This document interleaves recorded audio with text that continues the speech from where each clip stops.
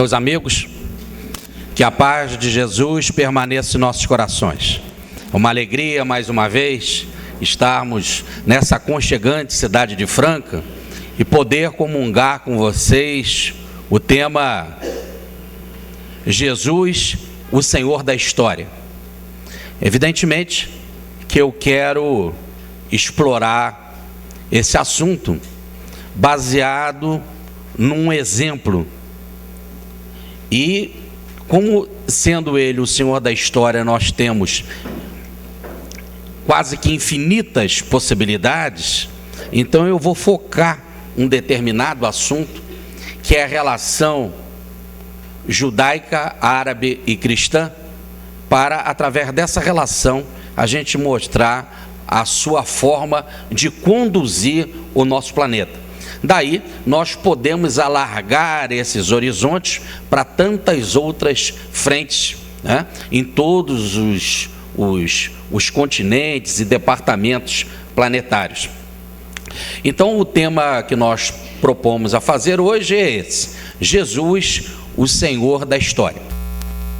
Como dizia o Newton Pechat, sem mais delonga, passemos para o tema de hoje.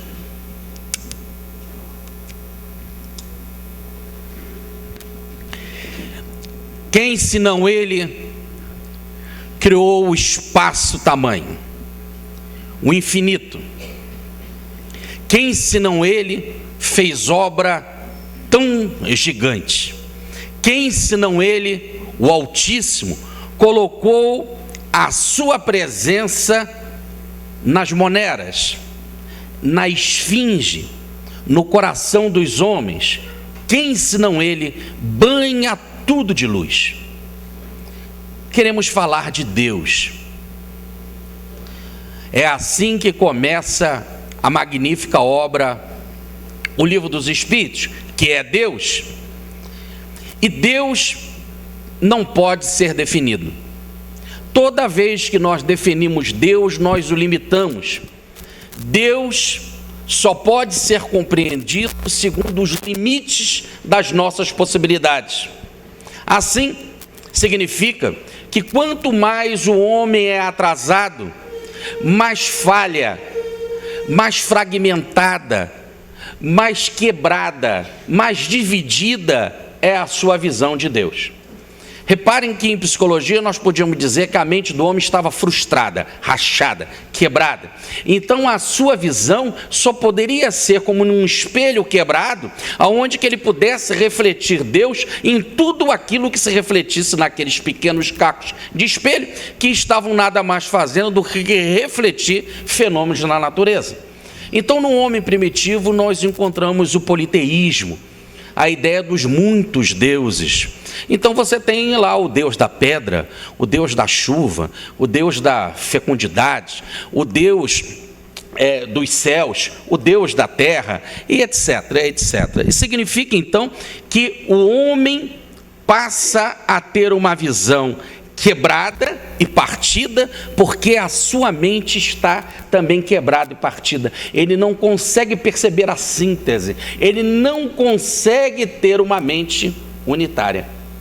Fazer um esforço de tirá-lo do politeísmo e trazer para o monoteísmo a ideia de um Deus único, precisava de um esforço hércules, de um esforço enorme da vida, porque significava quase que impor à mente quebrada e partida que ela deveria em tudo reconhecer a presença de uma só manifestação cósmica e divina. Mas o homem não conseguia perceber o espiritual, o invisível. O que era invisível não era palpável, logo ele não conseguia aquilatar, ele não conseguia entender. Deus tinha de ser palpável, tinha de ser concreto, tinha de ter matéria.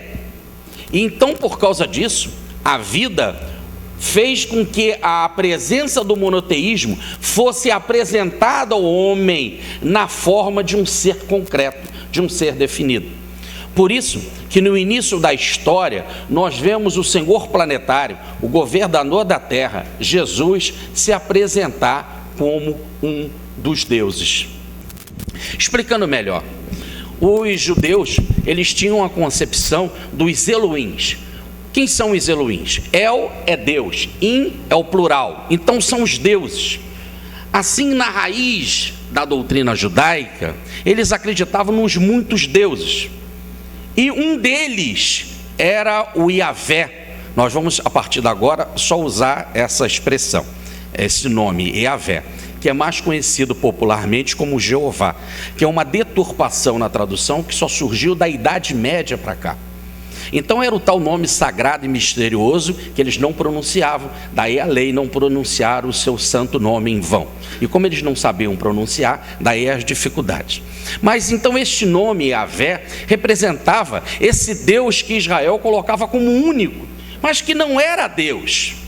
Ele era simplesmente um ser maior, de uma alta hierarquia, no caso da hierarquia maior nossa planetária, que se apresentava, tanto que as pessoas o viam, as pessoas falavam com ele, os profetas recebiam as suas mensagens e ele agia conduzindo o povo.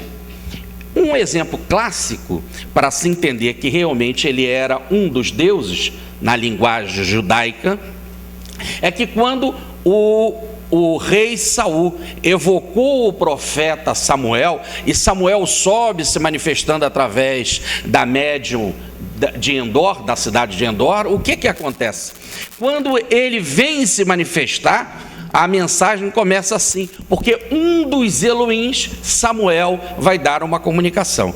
Ora, Samuel teve há pouco tempo encarnado na época de Saul, foi ele que ungiu o rei Saul. Então ele havia desencarnado e agora voltava para dar uma comunicação, e ele era chamado de Elohim, um dos Elohims, quer dizer, um dos deuses. É tão interessante esta concepção que as próprias escrituras, quando falam que Deus criou no primeiro dia, no princípio Deus criou, ora, essa é apenas uma tradução nossa aqui em português. Lá no texto, no masorético, no hebraico, a palavra é Elohim. Os deuses criaram. Está Elohim no original. Ora, e entre um desses Elohims nós temos Samuel, que estava encarnado, que desencarnou e que veio se comunicar para o rei Saul. Por isso que Jesus é um dos Elohims.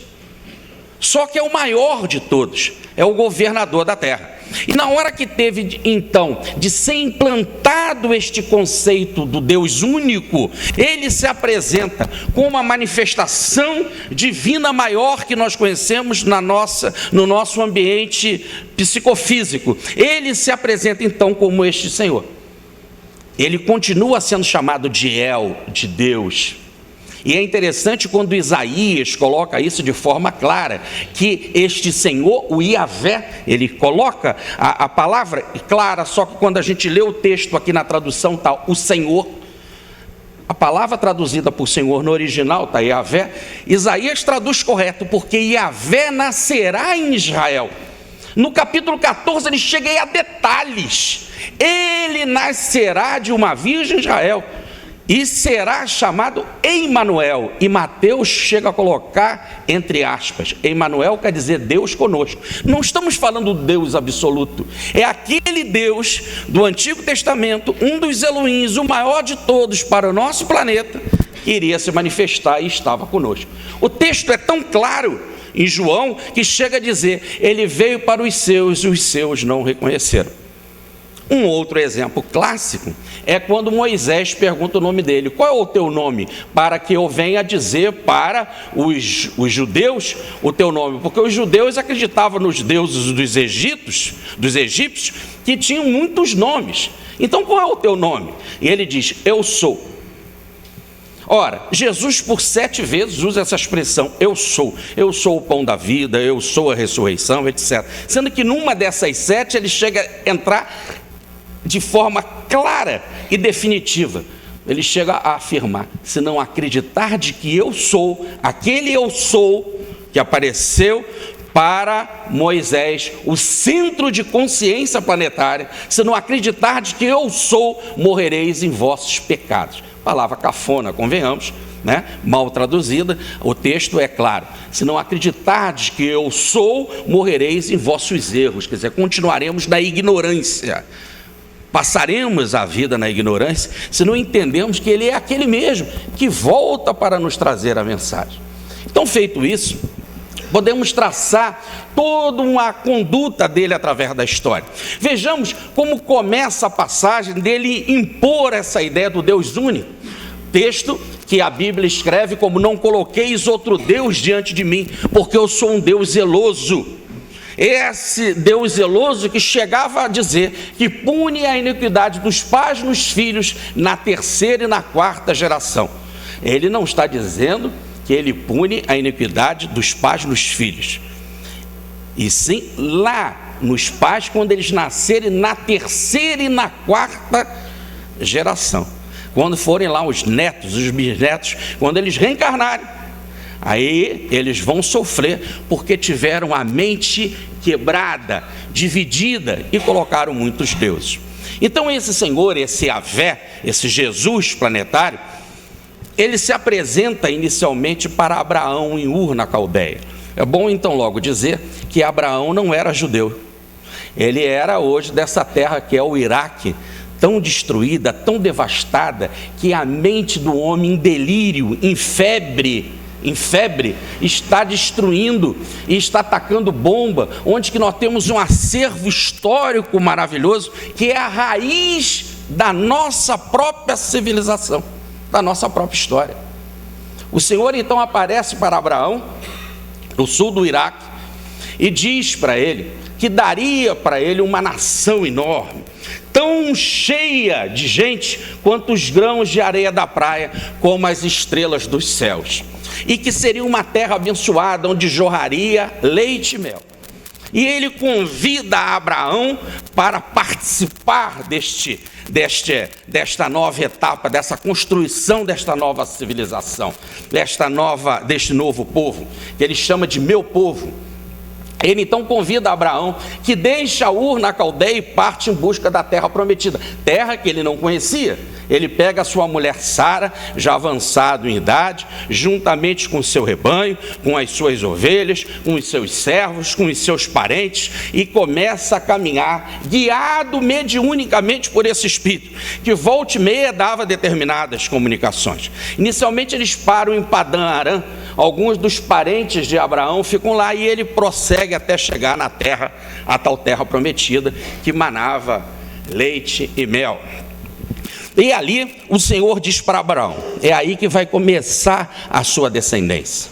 Só que Abraão não conseguia ter filhos. Para vocês terem uma ideia, segundo a Bíblia, ele tinha 86 anos e Sara por volta de 85, e não tinha filhos. E nessa época, culpada era sempre a mulher, porque como eles viam do homem sair o sêmen, então quem era que não tinha fecundidade, no caso, era a mulher, porque eles viam fisicamente sair o sêmen do homem. Ora, então, o que a Sara propõe? Eu tenho as escravas, uma das escravas é Agar, então eu vou te dar Agar para deitar contigo, e você vai ter um filho com Agar. Só que como a escrava não tem nada, ela é posse da Sara e Abraão, tudo que ela vai ter também não pertence a ela, pertence a Sara, a Abraão. E assim aconteceu, e Agar engravidou. Agora, quando começa essa passagem de Agar grávida, diz o texto que ela olhou diferente para a sua senhora, para Sara. É bem natural, né? É um trauma você não poder gerar. Como as mulheres sofrem com isso. E naquela época isso era um peso muito maior, um peso que se carrega psicologicamente até hoje.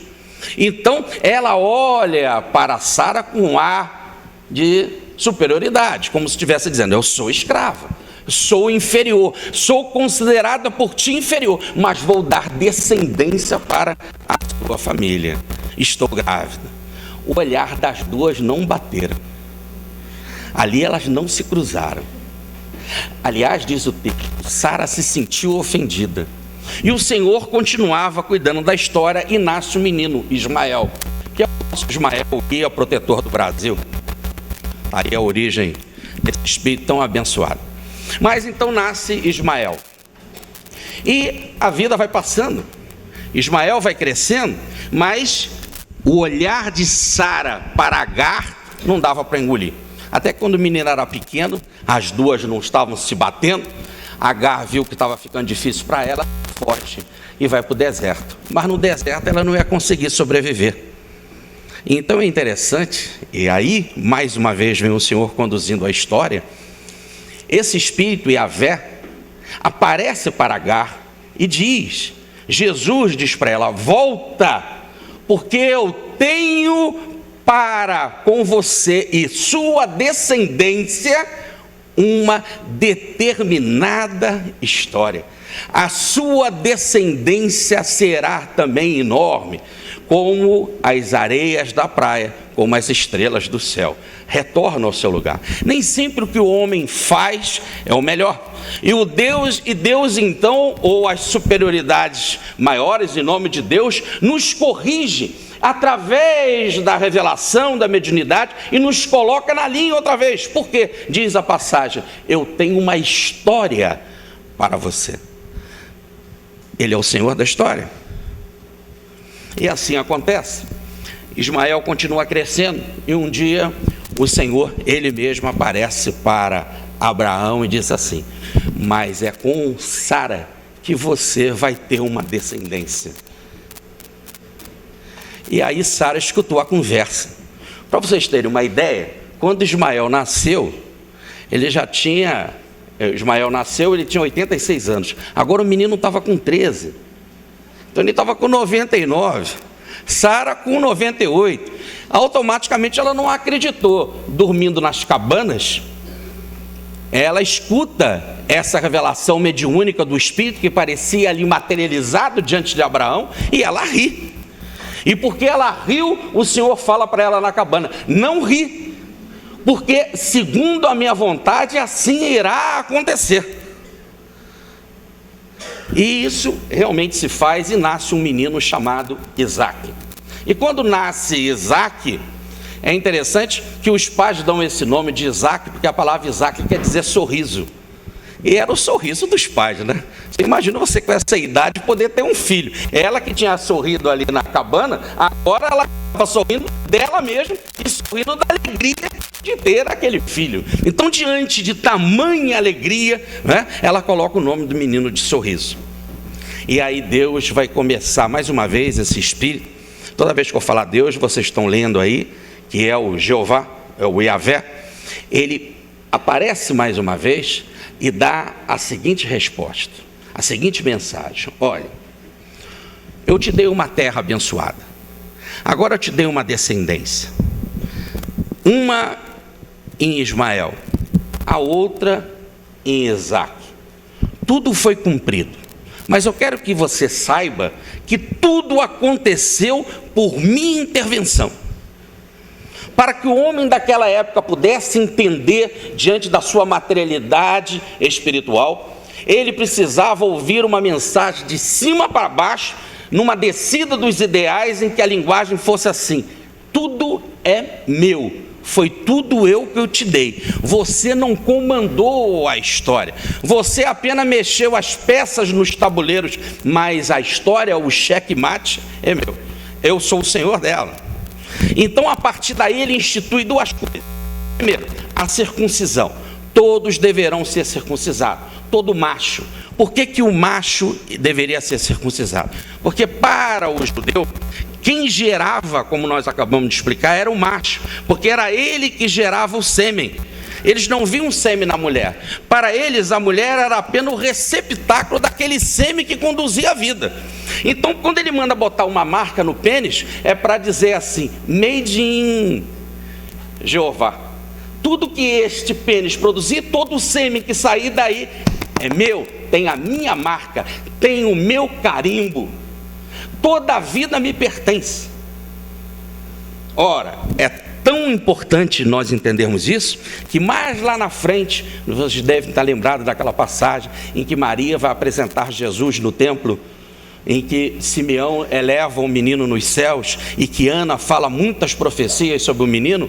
Ora, o que Maria está fazendo ali no templo? Duas coisas. Primeiro, fazendo um ritual de purificação. Toda mulher que saía de uma gestação, ela tinha de fazer um ritual de purificação. E o rebento que nasceu tinha de ser resgatado. E Maria pagou, e José, 5 ciclos de prata, 5 moedas, como diz o texto evangélico, 5 moedas para ser resgatado de Deus, porque ele não seria sacerdote, ele seria alguém normal, mas como todos pertenciam a Deus, precisava ser resgatado. Então o que está se tentando colocar desde essa época de Abraão? Que todos pertencem a Deus. Este povo é meu porque fui eu que fiz, sou eu que cuido dele, sou eu que administro ele, sou eu que cuido da evolução dele. Paulo de Tarso é mais lógico na carta aos Efésios quando diz assim: nós fomos dados por Deus, esse agora é o Deus verdadeiro, o Altíssimo, nós fomos dados por Deus a Jesus no plano espiritual, e ele fez a terra para nós. E ele passou a ser nosso pai adotivo. Convido vocês para lerem a carta de Paulo aos Efésios, no capítulo 1, versículo 5. E ele é nosso pai adotivo. E ele fez a terra para nós habitarmos. E nós fomos dados a ele no plano espiritual. Ele cuida da nossa evolução. Ele é o Senhor das nossas vidas. Por isso que ele conhece ela em detalhes. Ele chega ao ponto de dizer que nenhuma das suas ovelhas se perderá, porque ele cuida e estará conosco até o fim dos tempos. Cismou com a gente, graças a Deus. Ora, então, ele como o Senhor da história, define na circuncisão a marca dele. Tudo me pertence. Mas não só se produz pessoas, a terra também jorra leite e mel. E essa terra é abençoada, porque também fui eu que fiz essa terra. E todo o ciclo da terra, tudo me pertence. E aí ele então instituiu o dízimo. O dízimo era para ficar bem claro que tudo, todo leite, todo mel, todas as frutas, todos os animais que nascessem, tudo pertencia a ele. Resumindo, para ficar bem claro, nós não temos nada. Quando a gente levanta a bandeira de campeão da caridade, esquece. Nós somos apenas instrumento.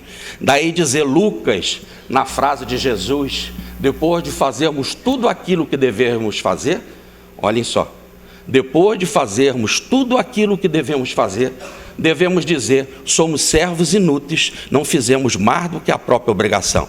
É botar o ego lá embaixo e exaltar o alto, porque tudo que fazemos de bem emana do mais alto. É isso que foi instituído para Abraão. Mas as duas não se batiam. Sara e Agar não se cruzavam. E ela logo percebeu, Sara, que a herança ficaria para Ismael, porque Ismael era o mais velho, era ele o primogênito, e a herança passaria para Ismael. E mais grave ainda, se era o primogênito, era do primogênito que sairia a descendência do pacto que Deus fez com Abraão, em que ele mesmo diz, eu virei da tua descendência. Então, se ele vai se manifestar lá na frente, seria através de Ismael, e não de Isaac. E as duas então não batem, porque Sara pensa assim, agora não é justo tirar do meu para dar para o da outra. Vence aí um instinto biológico, não a revelação espiritual. E ela chega perto de Abraão e começa a apertar. Olha, eu não quero ela aqui, eu não quero esse menino aqui, ele também não gosta de Isaac, olha, ele é maiorzinho, olha como é que ele trata o Isaac. Aí começou a fazer a intriga e Abraão caiu na conversa de Sara. E diz o texto que de forma muito triste, preparou lá uma mochila, lá um amontoado de recursos e mandou Sara e Ismael pelo deserto afora. Evidentemente ele não foi suficientemente forte. Quem mandava nele era Sara. Esse negócio da mulher mandar no marido está lá na raiz, logo no pai Abraão. A palavra Abraão quer dizer pai das multidões, né? O pai a mulher manda no marido, Felipe. Que coisa. Abraão foi fraco e cedeu. E Agar e Ismael foram para o deserto. E depois de caminhar, não tinham como sair, não sabiam a direção. E agora então houve uma cena muito triste, porque Agar colocou o menino debaixo de um rochedo e foi para um outro lado para não ver o menino falecer, porque ela, como mãe, não queria ver o filho falecer. E quem aparece? Um enviado de Yahvé, de Jeová. Ele aparece, o enviado de Jesus. Agora, pasme, quem é esse enviado? O anjo Gabriel. O mesmo que lá na frente depois vai gerar o cristianismo, aparecendo para José, para Maria e para Zacarias no templo. Zacarias, o pai de João Batista. É o Gabriel quem aparece para Ismael e cria uma fonte no deserto. Fonte que existe até hoje, que é a fonte chamada Zen. E nessa fonte Zen, eles bebem a água e conseguem então sobreviver. E estava então marcado ele como o Senhor da história, de que através de Ismael surgiria uma grande descendência. Estava preparado o terreno para vir o mundo árabe, porque é de Ismael que vai surgir a civilização árabe. Deixemos nessa situação a passagem. Ismael salvo na fonte Zen e já preparando-se para crescer, gerar uma civilização. Eis a origem do povo árabe. Voltemos para a origem judaica. Está lá Isaac. E o Senhor queria demonstrar para Abraão de forma definitiva que ele estava sendo infiel. Tudo me pertence. Olha a circuncisão. Todos que nascem através da minha marca. Olhem as terras, olhem a produção, olhem o dízimo, tudo me pertence. Como você não percebe que tudo me pertencendo, você coloca Ismael para fora. Mas então eu quero que fique bem claro que eu sou o teu Senhor. Põe o Isaac, suba o monte Moriá, vamos lá sacrificar o menino. E era o seu sorriso. Isaac, eu já falei, é sorriso. E que sofrimento para ele. Ele vendo o olhar de Sara, tendo que se despedir com o menino no ombro. E quando ele chega lá em cima, o menino, aliás, pergunta: quem será sacrificado? E seria ele mesmo. E na hora que ele ia sacrificar o menino por ordem do Senhor, ele aparece e diz: eu não quero sacrifício. Está marcada a tua fé. Acima de tudo, tu me colocaste. Aí vocês podem dizer assim: mas Jorge, isso é monstruoso, o Senhor da história fazer isso. O homem que era monstruoso, o homem que era atrasado. E se ele não tivesse uma demonstração viva da presença dessa força espiritual comandando a nossa vida, ele é o Senhor, nós não entenderíamos. Aliás, precisamos inclusive entender que os próprios filhos não são nossos, são de Deus. Está certo, Hermínio Miranda? Nossos filhos são espíritos. E assim ele exigia o Isaac. Mas como Abraão demonstra fé, ele diz: é esta fé que é a raiz daquilo que eu quero para o meu povo. E aí ele fala uma frase maravilhosa: eu serei o Deus deles, e este povo me terá por Deus. Eu serei o seu Deus e ele será o meu povo. Há isso que se chama da aliança, a aliança de Deus, de Yahvé com Abraão, o tal pacto. Eu serei o Deus dele e ele será o meu povo. Agora definido isso, que esta nova marca de aliança se chama fé, a minha ligação é uma ligação espiritual, é através da ligação de amor, que Jesus mais lá na frente vai dizer que não existe lei maior do que essa, que é o amor a Deus. É que começa então Israel a ouvir a mensagem do Deus único. E aí surge o tal do chamar, ou Shema, que é: escutai, ó Israel, só existe um Deus e ele é único. Frase repetida por Moisés, frase repetida pelos profetas, frase repetida pelo próprio Jesus, ao ponto das escrituras falarem: disseste bem. Jesus diz: disseste bem. Falaram para Jesus: Deus é único. Esta mensagem então começa a ser implantada. Mas continuemos ele a comandar a história.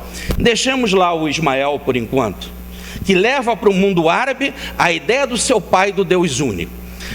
Sigamos aqui agora a linha que vai gerar o judaísmo com Isaac. Isaac, então, casado com Rebeca, ele tem 2 filhos, Esaú e Jacó. Eles eram gêmeos e não se davam bem no ventre da mãe da Rebeca, brigavam lá dentro. Tanto que quem colocou o bracinho primeiro para fora, diz a Bíblia, foi Jacó. Mas Esaú deu uma banda nele lá dentro e saiu primeiro. Mas então, como ele saiu primeiro, dava a ideia de que ele era o primogênito, né? E não Jacó. Mas como ele era bruto, como ele só queria saber de caça, como ele era violento, ele não entrou para a primogenitura. Na hora da bênção, Isaac vai abençoar Jacó. Então é de Jacó que nós vamos ter a descendência judaica. Reparem então como o Senhor da história, ele faz um julgamento, ele faz um discernimento. Tem 2 opções, tem Jacó e Esaú. O certo, o descendente é ser Esaú, mas Esaú é mais primitivo, ele é bruto, ele é violento. Jacó é astuto, é inteligente, é atrasado também, mas já usa recursos mentais. O outro usava tudo pela força, pelo músculo. O outro já consegue desenvolver a inteligência. Então é esse que entra para a genealogia. Então, entendendo a discriminação, ou podemos dizer o julgamento que é feito através da história, então passa a existir então Jacó, e Jacó vai gerar os seus filhos, os chamados 12 filhos de Jacó, que vão gerar as 12 tribos de Israel. Agora nós vamos ter Jacó com 12 filhos, e cada um desses filhos vai gerar um grupo do povo judeu. Lá com Ismael no mundo árabe, nós vamos ter também que Ismael terá 12 filhos, e esses 12 filhos vão gerar o mundo árabe. Reparem então que todos partem de uma única fonte, que foi Abraão. É tão interessante que uma filha de Ismael, chamada Maalate, ela vai casar com Esaú e vai gerar filhos.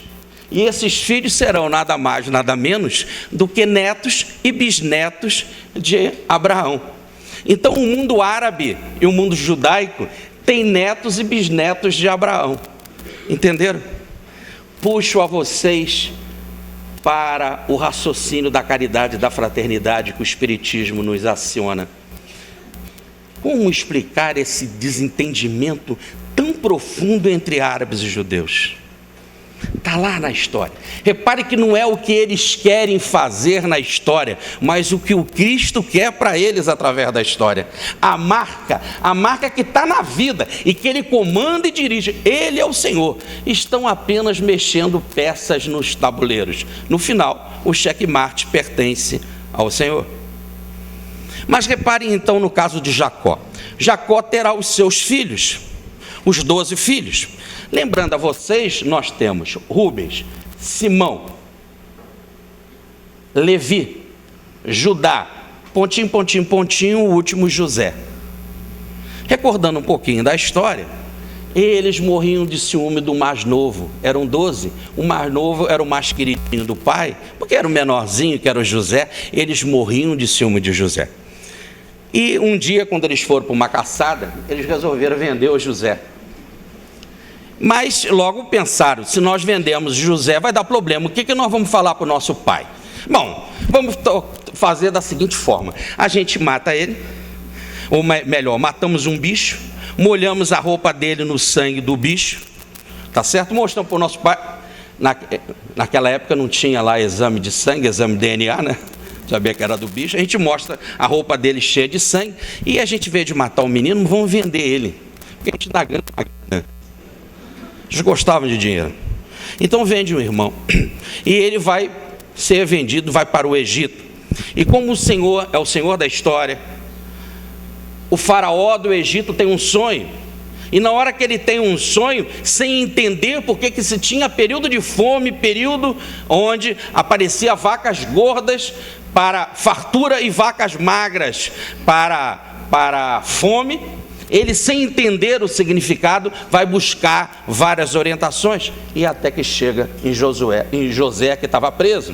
E José dá a seguinte orientação, dada por Yahvé em sonho para ele: a orientação é que há necessidade de encher os celeiros do Egito, porque a humanidade vai passar uma época de muita fome, e enchendo os celeiros, o Egito vai ter muito, e não vai faltar nada para o Egito, e os outros dos outros países com fome vão procurar o Egito, e aí nós vamos cobrar caro, e se eles não tiverem condições, vão receber vão ter como forma de pagamento a escravidão, e o Egito vai ficar cada vez mais poderoso.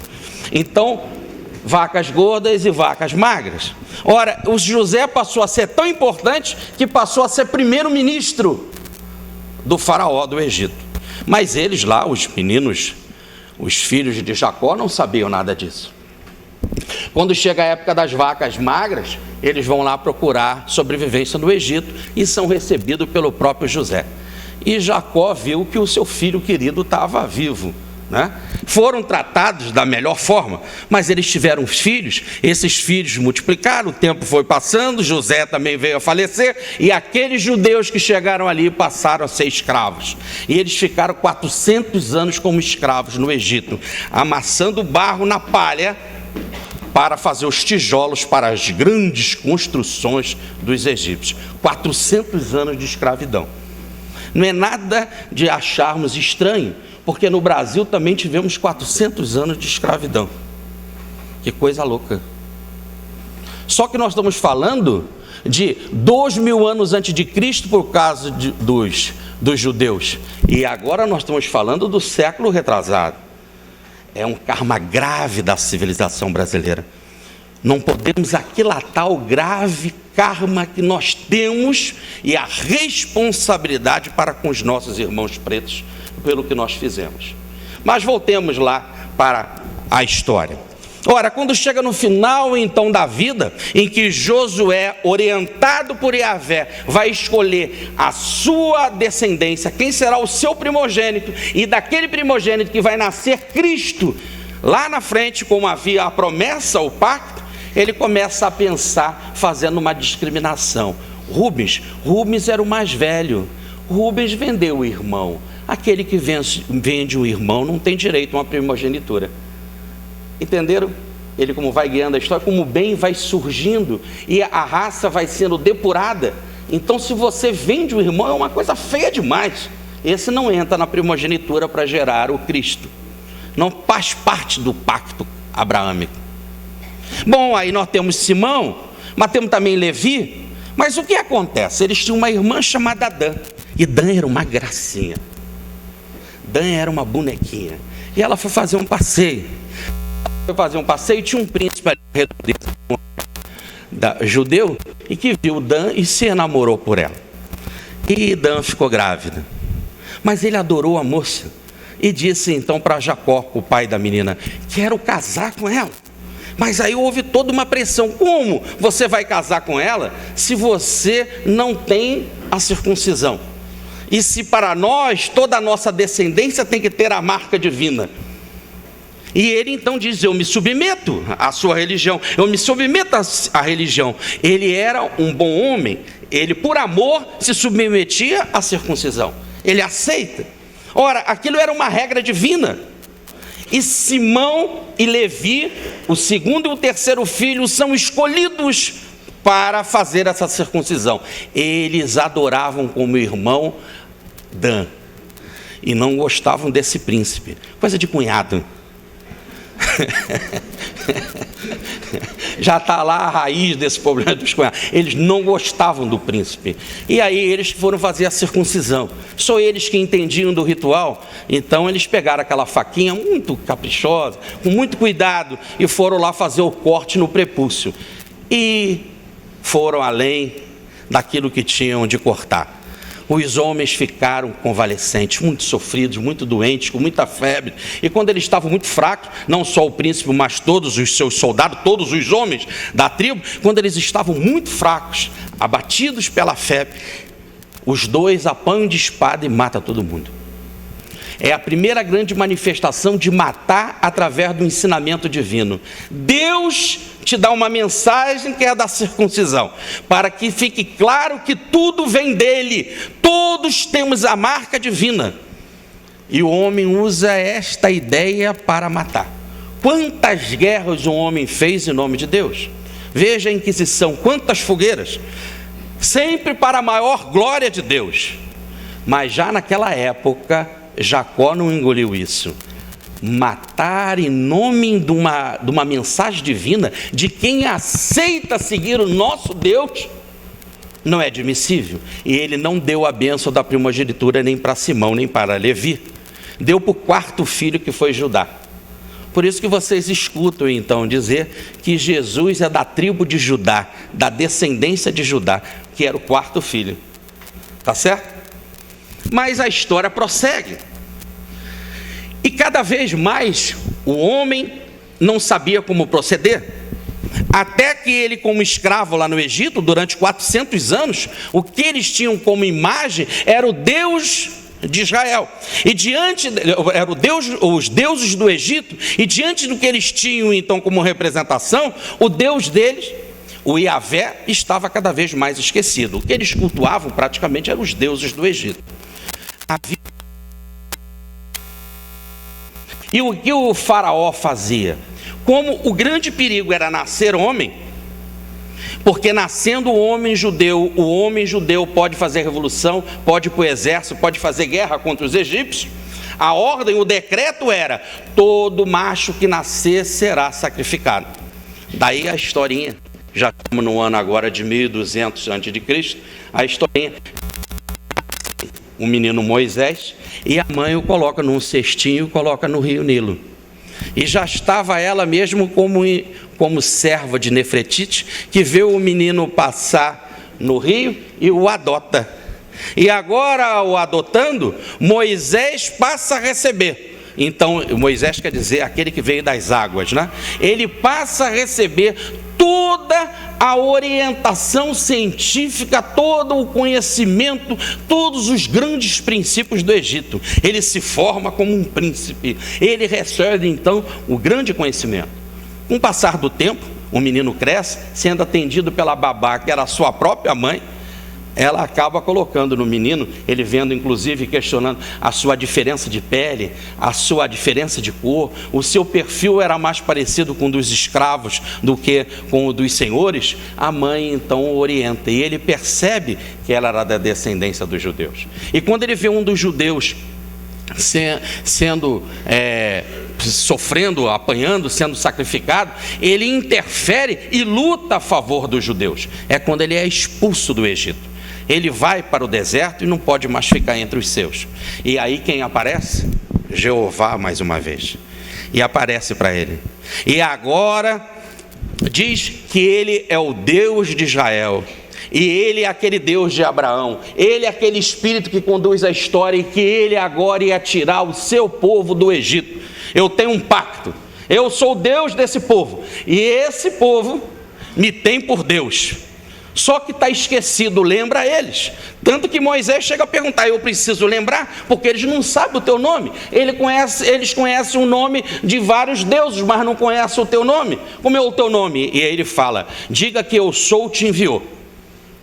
Eu sou um Deus zeloso. Diga, eu tirei eles da terra da escravidão. Ele já fala que tirou antes de saírem de lá. Ele já sabia a história, já sabia que ele seria o vencedor, já sabia que tudo estava sob a sua responsabilidade. E começa uma luta mediúnica, a presença de Moisés e do faraó. E nesta luta era a mediunidade que funcionava. A mediunidade da forma mais explícita que já aconteceu no nosso país. Nunca teve de forma tão clara, tão assintosa, tão determinante, numa forma negativa, usada para o mal, para prejudicar, e na mediunidade de forma positiva, usada para beneficiar e Moisés. E depois daquelas muitas pragas, depois das dores, quando veio a praga do e que o faraó viu perder o seu filho querido, ele permite a libertação dos judeus, e eles vão para o deserto. Diz o texto que eram 600 mil homens, fora as mulheres mulheres e as crianças. E diz as passagens bíblicas que Jeová era uma coluna de luz que ia na frente guiando aquele povo pelo deserto. Durante 40 anos sempre aparecia para eles aquela coluna luminosa na frente guiando o povo pelo deserto. Ora, o povo precisava de orientação, o povo precisava de normas, o povo precisava aprender a cumprir a vida e entender o pensamento divino, saber como se conduzir, saber como caminhar. E aí Moisés é chamado para ir lá no Monte Sinai. E ele chegando lá, o Senhor diz para ele: tira as sandálias, aqui é a terra santa. Você vai receber uma mensagem santa, divina, como se estivesse dizendo: não há nem necessidade de tocar na terra, ela é dos céus, é os céus. São os céus que trazem a mensagem. É uma descida maior que vem no que a gente chama de revelação e que Kardec resolveu chamar de primeira grande revelação. E aí vem a mensagem é clara. Começa o primeiro mandamento: eu sou o Deus que vos tirei da terra da escravidão. Não coloqueis outro Deus diante de mim. E vem o segundo mandamento: adorarás o sábado. E aí o judaísmo implanta o sábado como dia religioso. Todos os outros dias são para o trabalho. O sábado me pertence. É hora do homem parar das lutas materiais para refletir e pensar em Deus. E continuam as leis: não roubar, não matar, não cobiçar a mulher do outro, etc, etc. Por isso que são 9 mandamentos para as mulheres e 10 para os homens. Entendeu? Não cobiçar a mulher do outro, mulher, só tem 9. Ora, então o que acontece? Que agora eles, com esse mandamento, Moisés desce do Monte Sinai com as pedras da lei, que foram escritas num fenômeno de pneumatografia, que é escrita direta, e aí ele desce com esta mensagem para trazer para o povo. Mas por enquanto que ele estava lá, recebendo essa mensagem, que levou 40 dias e 40 noites para acontecer esse fenômeno, o povo já estava cultuando um bezerro de ouro. Derreteram as suas joias e fizeram um bezerro. À semelhança dos egípcios, eles estavam colocando um outro Deus para Israel. O Senhor nem precisou intervir. Moisés não aguentou. Ele quebra a lei, como se ele não tivesse recebido a lei, como se a lei não existisse, o que é verdade. Pergunta 621, que a lei está na nossa consciência. Então Kardec pergunta de forma inteligente: se ela está na nossa consciência, por que ela precisa ser revelada pelos mensageiros? Porque os homens esqueceram. Agora havia ali um homem que não mais esquecia, que era Moisés, porque ele passou a lembrar, porque ele recebeu a lei. A lei agora estava na sua consciência e ele lembrava muito bem, mas ele quebra a lei para poder ir acima da lei, como se ela não existisse, e mata todos aqueles que cultuavam com a liderança o bezerro de ouro. Quem ajuda ele? Os levitas, os filhos do descendente de Levi, aquele terceiro, Rubens, Simão, Levi. Os levitas é que ajudaram. Daí a ligação dos levitas com o sacrifício, com a preservação da religião. Por isso que todo levita se transforma em sacerdote. Quando Jesus chegou no templo e Maria resgatou ele por 5 ciclos, é porque ele era da tribo de Judá. Ele não era obrigado a ser sacerdote. Por isso que ele podia ser resgatado. Ele pertencia a Deus, mas podia ser resgatado. Se ele fosse da tribo de Levi, ele não podia ser resgatado, ele seria sacerdote. Logo, o sacerdócio era para os judeus uma instituição genética, podemos dizer assim. Ora, o que acontece então? Que os levitas matam todos aqueles que estavam cuidando da liderança de cultuar o bezerro de ouro. E Moisés sobe outra vez no Sinai para receber os mandamentos. E como era a vontade dos céus, o Senhor dá todos os mandamentos para Moisés. E agora ele desce e coloca na Arca da Aliança. E o povo toma conhecimento da vontade de Deus. Era a vontade do alto. Era a primeira vez que o homem recebia regras para como se conduzir. E quem trouxe foi a mediunidade. Quem revelou foi mais uma vez o Senhor da história. É Ele que disse: faça assim, não faça assim. É interessante que quando ele fala dele, ele fala de forma positiva. Eu sou o Senhor teu Deus que vos tirei da terra da escravidão. Quando ele fala do povo, ele fala de forma negativa. Não roubar, não matar, não cobiçar a mulher do outro. É sempre da forma imperativa e negativa, como se a tendência do homem fosse agir assim, por ser atrasado, por viver afundado na sua inferioridade, por viver atolado na sua imperfeição, por viver completamente mergulhado na sua rebeldia, no seu distúrbio psíquico. Agora precisava dessa orientação de cima para baixo. E o sábado estava instituído como o dia da religião. Passa-se 40 anos e eles chegam na terra prometida. E Moisés é chamado para ir num monte mais elevado, onde ele poderia ver mais uma vez aquela terra abençoada que foi dada há cerca de 600 anos antes para Abraão. E quando ele vê a terra e fica encantado com aquela terra maravilhosa que jorrava leite e mel, e que valeu a pena o sacrifício de 40 anos no deserto, guiados pela coluna que era Yavé, guiados pela lei que Yavé deu. E Yavé também aparece para ele e diz: para você, terra prometida, nananina não. Eu te dei uma lei e você não obedeceu. Você quebrou a lei para, em nome da tua vontade, matar. E a lei diz: não matarás. Você não entrará na terra prometida. E o povo judeu assume a terra e Moisés caminha pelo deserto. Repare, Senhor da história, não pensem que as coisas são colocadas por Deus no sentido de um perdão que alivia, no sentido de ensinar para a história coisas erradas. Eu te perdoo lá na frente, eu te amo, mas no entanto, lá na terceira e na quarta geração, você vai pagar pelas suas consequências. Você não pode receber aquilo que você não está preparado ainda para receber, porque a lei é fundamental. A cada um segundo as suas obras. E como diz Ezequiel, não é porque os pais comem uvas verdes que os filhos vão nascer com dentes cariados. Muito pelo contrário, a cada um segundo as suas obras. A lei é definitiva e ele é o Senhor dessa lei. E apesar do amor para Moisés, não é possível. Nós não podemos dar para o povo a responsabilidade de que o céu está endossando o ato que foi feito do matar. Quando a lei é: não matará em hipótese nenhuma, mesmo sendo o profeta dado por Deus, que foi Maomé. Ora, o tempo passa, vem muitos profetas, e de Moisés até o último profeta Malaquias, todos vêm anunciar a presença do Cristo. Todos vêm falar da vinda deste que viria da descendência de Judá.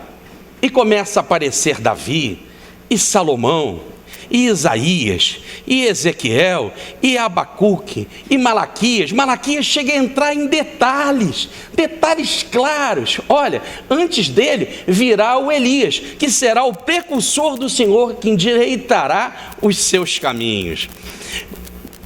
Miqueias vai aos detalhes: ele nascerá em Belém, nas terras de Davi. Zacarias chega a dizer: um dos seus o entregará, e ele será vendido por 30 moedas, e as terras que serão compradas se transformarão num cemitério para estrangeiros. Mas as terras serão compradas de um oleiro, de um homem que explorava o barro para sobreviver. O Evangelho, como que o Antigo Testamento, ou os profetas, como numa visão mediúnica extremamente ampla, como se fosse numa tela cósmica, percebe a vida em toda dimensão, e o Senhor da história, o Cristo, se fazendo presente. Ele chega então às praias planetárias. Não é conhecido, não é, melhor, reconhecido, e ele vem nos trazer a mensagem de amor. A sua mensagem é: ama a Deus sobre todas as coisas e o próximo como a ti mesmo. Faz isso e viverás. Isso já era até uma mensagem do Antigo Testamento. O Antigo Testamento já seguia o amor a Deus, já seguia também o amor ao próximo. Mas agora ele apresenta uma mensagem nova. Aliás, foi a única mensagem nova que Jesus apresentou. Está no capítulo 15 do Evangelho de João. Eu vos dou um novo mandamento. E ele mesmo diz, é um novo mandamento: amai-vos uns aos outros. Até aí não seria um novo mandamento, porque já estava lá no Levítico, no capítulo 17, amai ao próximo.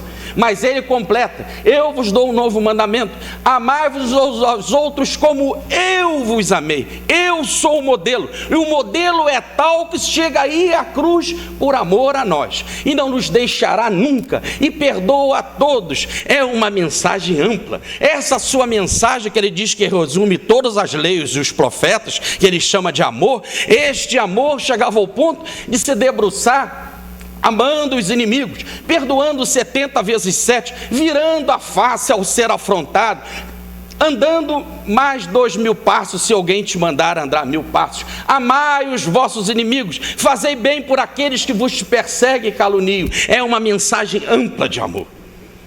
E aí resume tudo. E o dia para cultuar esta nova mensagem seria o sábado. Qual seria esse dia? E os judeus queriam pegá-lo. E apareceu um homem com a mão seca. E eles queriam saber se ele ia ajudar aquele homem ou não. Era dia de sábado. E dia de sábado não podia fazer nada. Era dia de cessar. A raiz da palavra sábado quer dizer cessar. Ora, Jesus então na sinagoga chama o homem, coloca no meio de todo, bem no centro, para poder ser visto por todos, e pergunta: é lícito fazer o bem ou não em dia de sábado? O que Moisés falou? É lícito fazer o bem?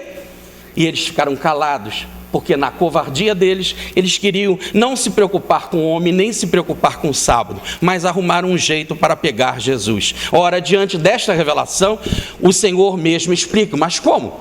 No dia de sábado não é lícito fazer o bem? O que diz Moisés? E Moisés deixa claro, acompanhe, está lá em Deuteronômio: se o burro do teu irmão, o animal que eu quero dizer, se ele tem um animal, se o animal cair num poço e ele é teu inimigo, este teu irmão é teu inimigo, e este animal cair num dia de sábado, vai lá, apanha um animal e leva para o teu inimigo. Repare que para o burro que pertence ao teu inimigo, se ele cair num poço num dia de sábado, você tem que ajudar. Quanto fará um homem com a mão ressequida?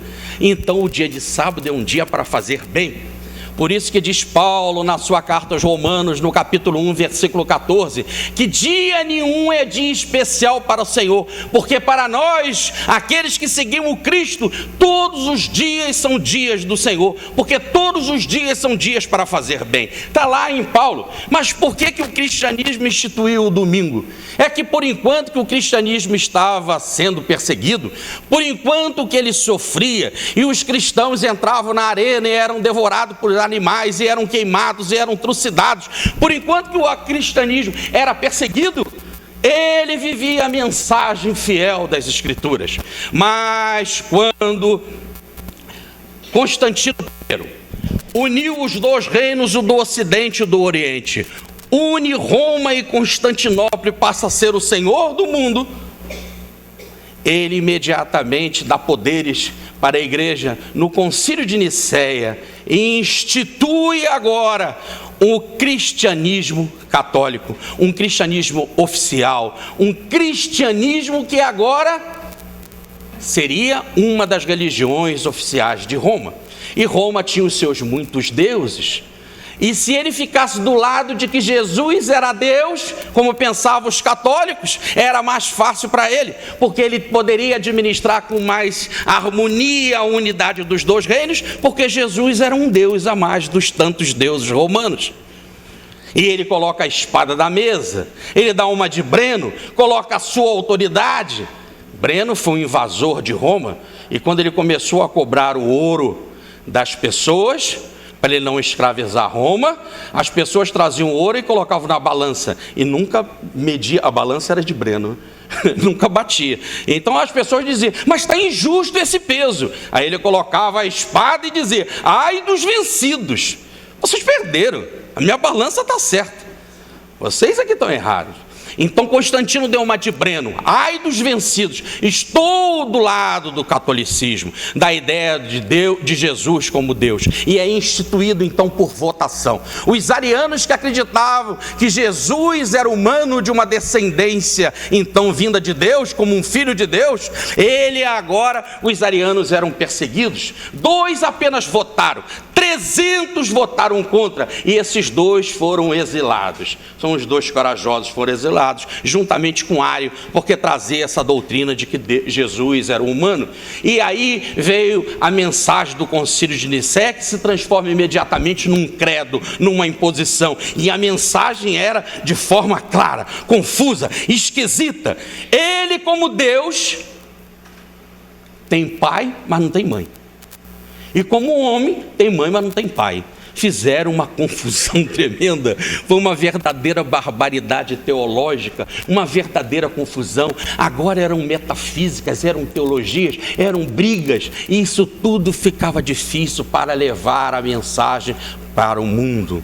O judaísmo tinha um preconceito com relação aos gentios. Para eles, os outros eram as gentes, que eles chamavam de goins, a gentalha. E essa gentalha não está no pacto de Deus, não é filho de Abraão, não vai receber as bênçãos do Senhor. E agora era difícil a relação dos judeus com os outros povos, ao ponto do Senhor trazer um lençol cheio de animais para Pedro. Ele estava com fome, já era por volta de meio-dia, ele queria comer, e aparecem tantos e tantos animais. Aqueles animais eram impuros, como falam as leis de Moisés, e ele diz, não como, Senhor. E o Senhor mais uma vez pergunta pela segunda vez, e pela uma terceira vez, como pode ser impuro aquilo que Deus fez? Pode Deus fazer alguma coisa impura? E Pedro então, depois de uma terceira manifestação de Jesus, ele compreende e começa a pregar para os gentios. Precisou a revelação se apresentar 3 vezes para Pedro, para ele compreender que os judeus têm que amar os outros povos, e que os outros também são puros, porque também são filhos de Deus, e Deus não faz diferença. Mas o cristianismo, que tinha aquela mensagem tão ampla, poderia fazer esse serviço. Só que o cristianismo levava esta mensagem agora para os povos, depois do século IV, carregada de teologias, carregadas de misticismo, carregadas de confusões teológicas. Uma delas era monstruosa. O Deus único se transforma agora numa trindade. E eles de Roma, os católicos, acreditavam no Pai, Filho e Espírito Santo. E os ortodoxos gregos, aqueles que ficavam lá pelas bandas de Constantinopla e para frente, a parte oriental da igreja, acreditava em Espírito, Pai e Filho. Por isso que não se entendiam, e fez a grande racha no ano de 1079, porque os orientais acreditavam em Espírito, Pai e Filho, e os ocidentais em Pai, Filho e Espírito. Daí a grande dificuldade que o Papa tem para se encontrar com o senhor Nicolau II, como vai acontecer o encontro agora no mês que vem, e as dificuldades para parar essa grande racha que dividiu o homem de coisas que eles mesmos não entendem. Jesus não é Deus absoluto. Ele mesmo nos coloca na oração que foi iniciada aqui nas nossas aberturas do trabalho, quando falava que Pai nosso que está nos céus. Repare que é nosso Pai, o meu Pai, o Pai dele e o Pai de todos nós. Ele não é Deus, e nem existe Espírito Santo. Existem os Espíritos que são santos. Mas o Espírito Santo apareceu, uma pomba apareceu para Jesus quando ele estava sendo batizado por João Batista. Não apareceu pomba coisa nenhuma. Ora, pomba. Mas está lá na Bíblia. É simplesmente a necessidade de ler as coisas corretamente. Diz lá que um Espírito se manifestou como se fosse uma pomba. Como que uma pomba se manifesta? A pomba vem, para aqui, fica bem paradinho perto da gente, a gente dá um milho, e ela fica como que flutuando no ar, e come um milho na nossa mão. Então o Espírito parou como se fosse uma pomba. O Espírito não era uma pomba, não tinha pomba nenhuma. Como uma pomba ele parou. Hoje nós diríamos, como um helicóptero, um espírito não é helicóptero. Ele parou diante do Senhor, como se fosse. Que espírito? Um espírito que é santo. Não tem nem um artigo definido na frente, o Espírito Santo. Não, um espírito que é santo. Um espírito que é bacana, que é legal, que é evoluído. Um Gabriel, por exemplo, entenderam? É apenas um espírito superior que se manifestou, e ele levitava. E porque ele levitava, ele parava no ar, como uma pomba para no ar. Então não existe nada. E essas complicações metafísicas, isso chegava no homem e complicava. Além do mais, tinha de haver um respeito para a autoridade que mandava, que era o imperador. E o imperador era o Senhor. Senhor quer dizer Domini. Senhor, daí domingo, o dia do Senhor. E esse dia do Senhor, domingo, não é o Senhor Jesus ou o Senhor Deus, é o Senhor Imperador. Esse dia já existia em Roma. O imperador colocava esse dia, que era o dia para que as pessoas pudessem lá visitar o imperador, reverenciar o imperador. Era o dia do Senhor Imperador, do Domini, do domingo do imperador. E aí o que o catolicismo faz? Ele abarca esse conceito, diferente do que Paulo recomenda na sua carta aos Romanos, como nós já citamos, no capítulo 1, versículo 14. Nós não temos dias especiais, porque para nós todo dia é especial, porque é dia de fazer o bem daqueles que estão em Cristo. E agora ficamos com o domingo, que era mais para o imperador. Assim o homem não tinha mais direção. Estamos em 325, no século 4 depois de Cristo, e o cristianismo não podia mais fecundar almas. E o judaísmo, pelo seu preconceito para com os gentios, com a gentalha, eles também não podiam fecundar corações, porque eles não se relacionavam com os outros. Voltemos para os árabes. Nós deixamos eles lá. Ismael teve lá os seus filhos, os 12 filhos, as 12 tribos de Israel.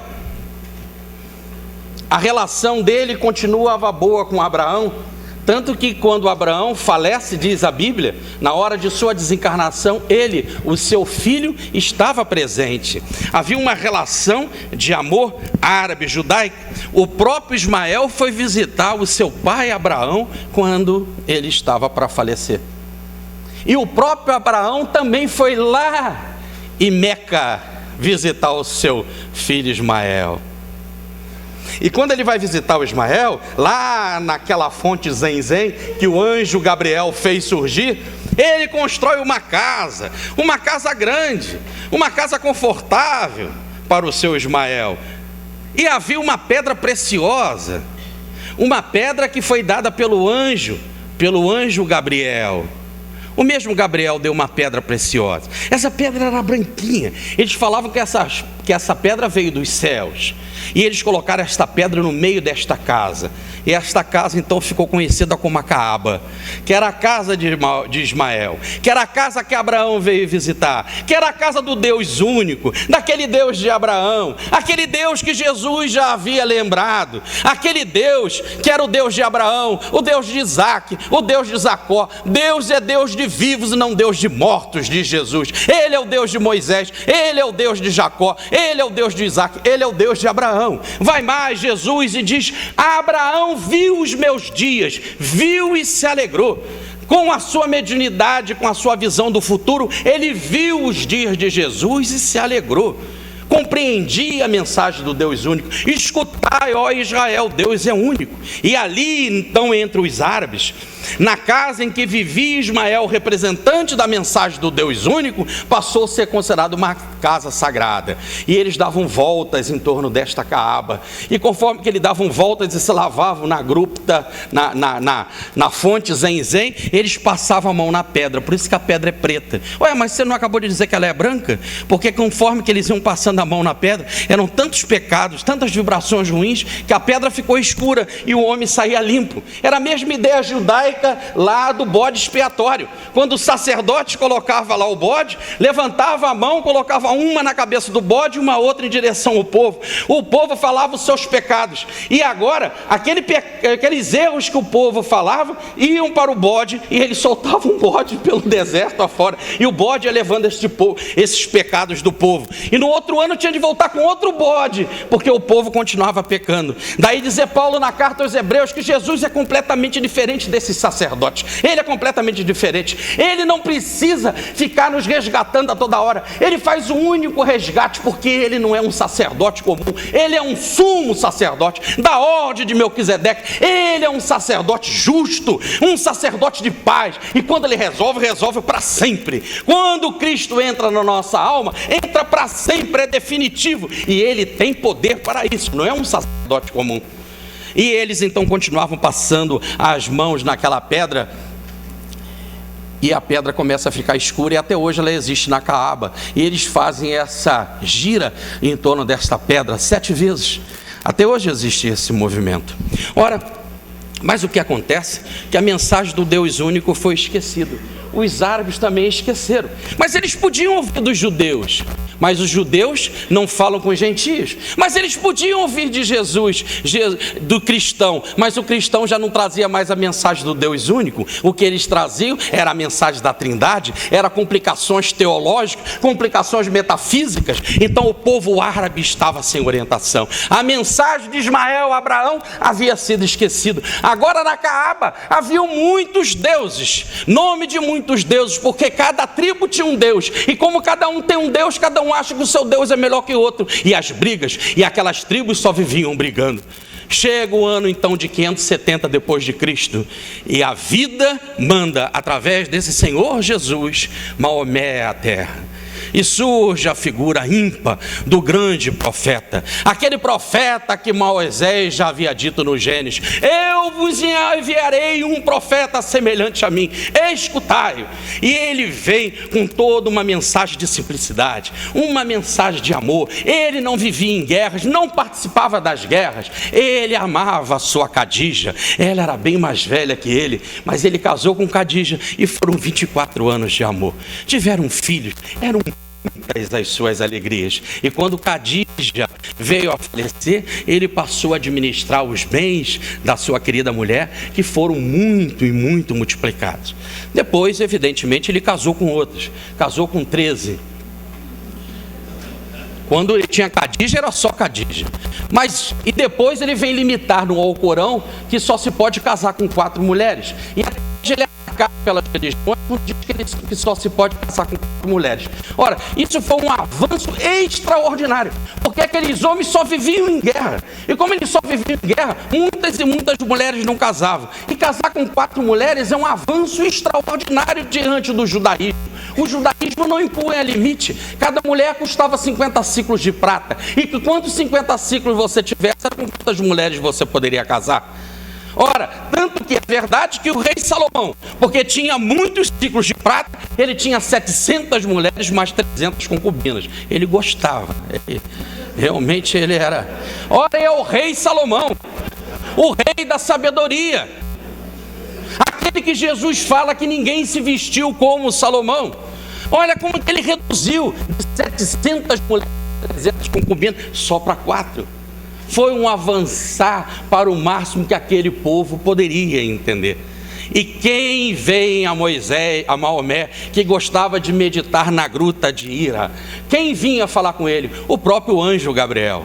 O anjo Gabriel que aparece para Ismael e faz a fonte Zenzém. É o anjo Ismael que aparece para Maria e José e nos revelam as bênçãos do cristianismo. É ele mesmo que aparece para Moisés, para Maomé, e dito ao Alcorão: quero ditar um livro que já está no teu coração. Ou em outras palavras, ele já era evoluído. Ele trazia aquele livro dentro do coração dele. Ele apenas ia ditar uma mensagem que ele, no fundo da alma, inconscientemente já conhecia. E começa a mensagem a falar definitivamente de Deus. Em nome de Deus, clemente e misericordioso. Primeira página do Alcorão. Em nome de Deus, clemente e misericordioso. Louvado seja Deus, clemente e misericordioso. Senhor do universo, só a Ti adoramos, só a Ti prestamos culto. Conduza pelos caminhos da verdade. Conduza-nos não pelo caminho dos falsos, mas por aqueles que seguem a Tua mensagem. É evangelho puro. E ele chega a dizer no seu Alcorão, que são 114 livros, 114 suratos, ele chega a dizer no capítulo 3 que a mensagem judaica, a mensagem do judaísmo que veio de Abraão, veio do Senhor, foi Alá quem ditou. E a mensagem do evangelho, que é a de Jesus, ele chega a colocar a palavra Jesus, a mensagem do evangelho que veio a Jesus, foi Alá quem ditou. Não pensem que encontrarão os judeus e os cristãos no inferno. Ó, meus irmãos muçulmanos, a palavra muçulmano quer dizer os submissos a Deus, ao Deus único. Não penseis, ó submissos ao Deus único, que encontrareis os judeus e os cristãos no inferno. Não, eles adoram o mesmo Deus que adoramos, é o Deus Alá, o único Deus, e eu sou apenas um homem. Escutai, Alá é o único Deus e Maomé o seu profeta. Sou apenas um homem, sou apenas um profeta. Mas os sacerdotes não concordaram, começaram a perseguir Maomé. E o perseguiram de toda a forma. E ele teve de uma hora, por não poder e querer lutar, de fugir. Ele fez a sua hégira, ou a sua fuga, para Medina. Por isso que Medina é uma outra terra sagrada. E ele foi para Medina, e lá ele ficou arrumando uma estratégia para voltar para Meca e poder, como todos, girar em torno da Caaba, porque era ali que estava a mensagem do Deus único, que vinha na raiz de Abraão, que vinha na raiz de Ismael. E ele queria voltar para ele, mas não era aceito. E os sacerdotes faziam um exército e vinham lutar com Maomé. E Maomé entrou em guerra, ou fez a sua chamada Guerra Santa, não para atacar ninguém, mas apenas para se defender. Abre e fecha aspas. Allan Kardec, quem escreve isso, na Revista Espírita, 1867, nos meses de agosto e novembro. Nunca é da história, diz Kardec, Maomé levantou a mão para atacar alguém. Ele sempre era perseguido aonde ele se encontrava, na cidade para onde que ele fugiu, que foi Medina. E quando o exército começa a se enfraquecer dos sacerdotes, quando eles já não tinham mais força, porque muitos e muitos começam a ser submissos a Deus, muitos e muitos começam a ser muçulmanos, muitos e muitos passam a seguir o Alcorão. Agora Maomé vem cercado de 100 mil, era 100 mil que iam fazer agora aquela gira, eram 100 mil que iam fazer agora aquele movimento em torno da Caaba, e eles chegam na sagrada Meca, se curvam diante do Deus único e começa o seu movimento. E agora Maomé, em 632, faz o seu último discurso diante do povo, e ele começa assim: meus irmãos, a nossa mensagem é essa, somos todos irmãos. Volto a lembrar, não há absolutamente diferença entre nós, somos irmãos. Primeira mensagem do seu discurso. Segunda, Deus é o único e todos nós somos seus filhos, e Maomé é o seu profeta. Terceira mensagem, pasmem, amai as vossas esposas, elas foram dadas por Alá, elas estão na nossa vida, e quando nós aceitamos as mulheres, aceitamos com palavras divinas, falamos em nome de Deus e casamos. Então é em nome de Deus e das palavras divinas que dirigimos a este único Deus que temos essas mulheres na nossa vida. Elas são as nossas auxiliares, que ninguém trate mal as suas mulheres. E vira-se para o povo 100 mil e fala: posso partir? Já terminei a minha mensagem, cumpri aquilo para que vim? E todos gritaram: sim, parte, porque vivestes realmente para o Deus Alá e nos trouxeste a mensagem do Deus vivo, a única mensagem do Deus vivo, que é de que Ele é único e dirige as nossas vidas. Um ano depois, em 633, parte Maomé da esfera planetária, deixando na sua mensagem do Alcorão uma mensagem de contribuição de unidade. Não é uma nova revelação. Ele veio falar a mesma coisa do judaísmo, ele veio falar a mesma coisa do evangelho, ele apenas veio recordar aquilo que o judaísmo preconceituosamente já havia expulsado em termos de abraçar os gentios. Ele vinha trazer para o cristianismo aquilo que ele mesmo havia abandonado, que é a mensagem pura do amor, do amar a Deus sobre todas as coisas, o próximo como a ti mesmo, e haviam se trancafiados em metafísicas tão complicadas. Por isso que Maomé não é uma nova revelação, é apenas uma vontade do alto, um profeta semelhante a mim, diz o Gênesis de Moisés, um profeta semelhante a mim, escutai-o. E agora, quando nós vemos o Senhor da história conduzir tudo, nós vemos mais um detalhe interessante. Maomé institui como dia sagrado a sexta-feira. Aí ficou um fim de semana trilegal. Sexta, sábado e domingo. Cada vez mais, reparem então, que o Senhor vai ficando Ele vai ficando o Senhor de todos os dias. E Ele vai ficando o Senhor da história. E cada vez Ele vai mais nos completando, até nós entendermos que Ele nos domina por inteiro. E que Ele vem através de Abraão e nos dá a mensagem da fé. Ele vem através de Maomé e nos dá a mensagem do Deus único. Ele vem através de Moisés e nos dá a lei. Ele, o Senhor da história, Jesus, vem até nós e nos deixa gravado na alma a mensagem do amor.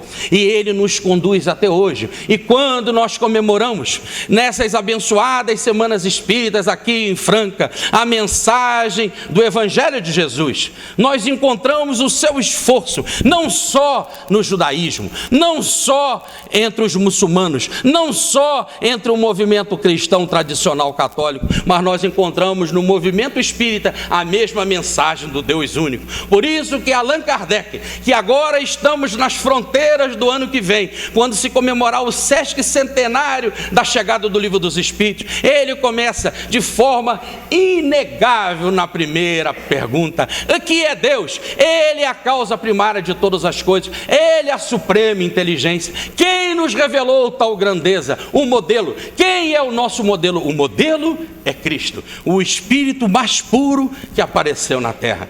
Ficamos estarrecidos diante da lógica de como que a história é conduzida. Ele guia tudo, tudo está sobre a sua supervisão. Quando o homem então pensa que nada parece que vai dar certo, que árabes não amam judeus, judeus agridem com bombas os árabes, e eles são agredidos com homens bombas, e nós os cristãos fazemos guerras violentas como a Segunda Guerra Mundial, e saímos agora como cristãos protestantes, cristãos da reforma dos Estados Unidos, e tacamos bombas no Iraque, nas terras abençoadas da onde surgiu Abraão. Pensamos: aonde estás, Deus? Aonde estás, modelo? Parece que não dá certo. Mas mais uma vez, quando olhamos esse auditório e todos centrados na mensagem de Jesus, todos submissos à mensagem desse Deus único, vemos que temos todas as condições de transformar a vida, que Ele é sim o Senhor da história, e nada será suficientemente grande e forte para impedir que os seus desígnios transformem o planeta numa nova alvorada, numa nova humanidade.